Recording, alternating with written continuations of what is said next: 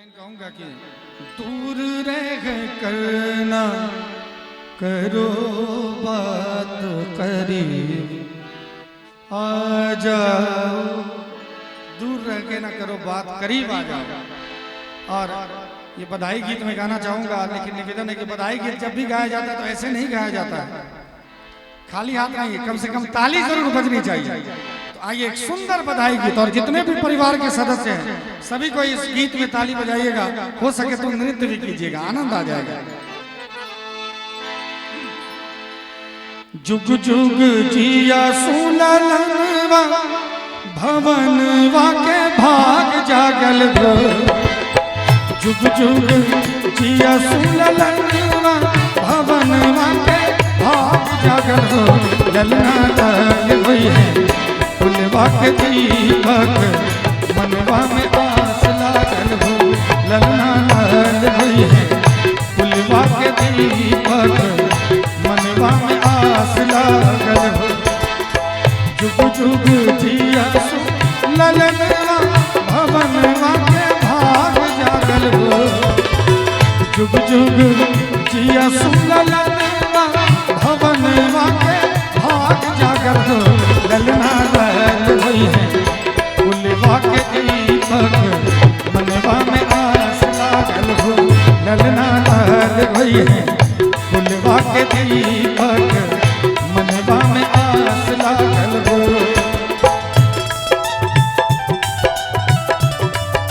क्या बात है, मीठी मीठी ताली के साथ।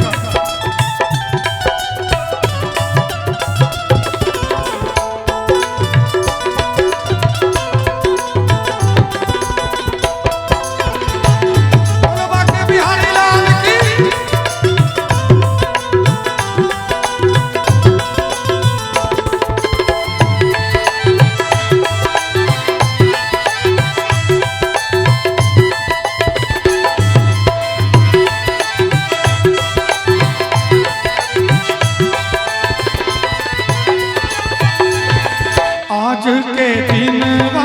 सुहावन रतिया लुभावन हो,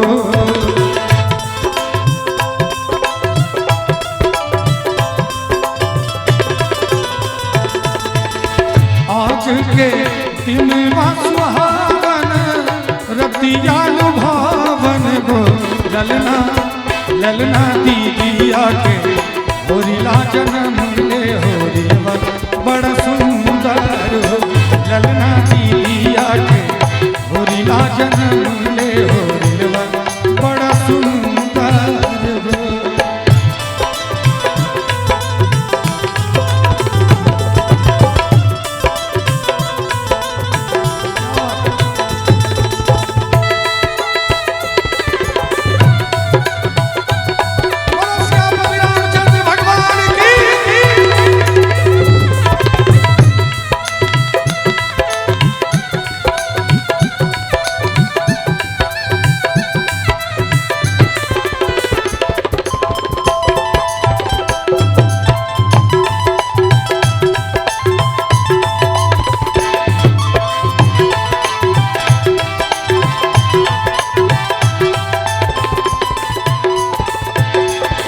सासु सुहागिन बड़ भागिन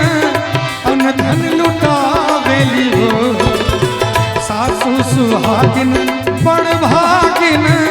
अनधन लुटावेली हो, ललना तुअरा पे ललना तुअरा पे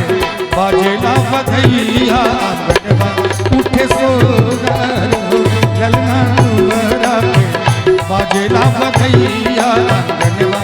उठे सोगर।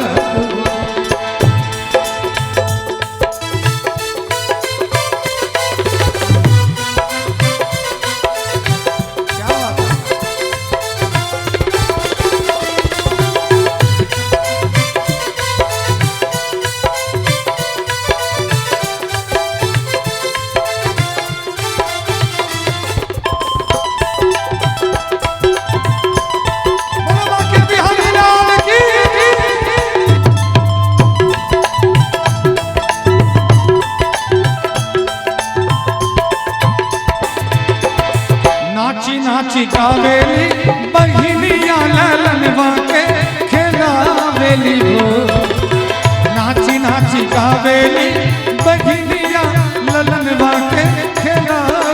हो ललना हंसी हंसी, ओ ललना हंसी हंसी पीहू की चलावेली, रस बरसावेली हो ललना हंसी हंसी पीहू की चलावेली, रस बरसावेली हो।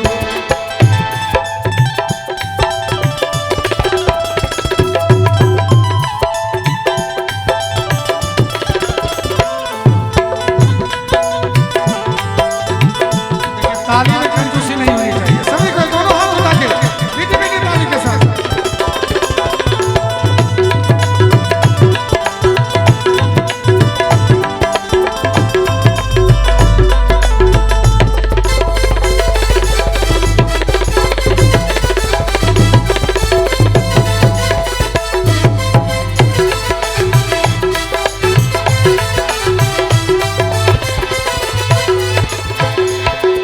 आज के दिन सुहावन रतिया भावन हो,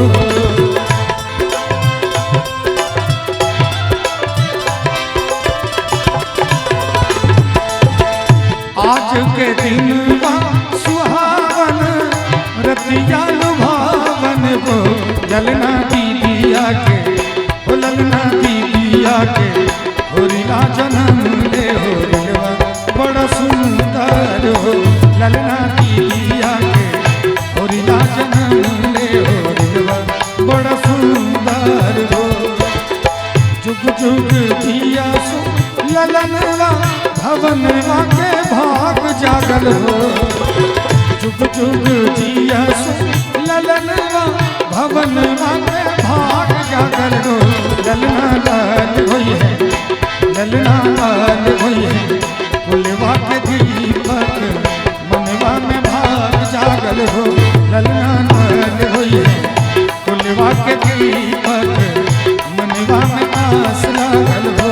ललना लाल होई है फुलवा के दीपक मनवा में आस जागल हो, ललना लाल होई है फुलवा के दीपक मनवा में आस लागल हो।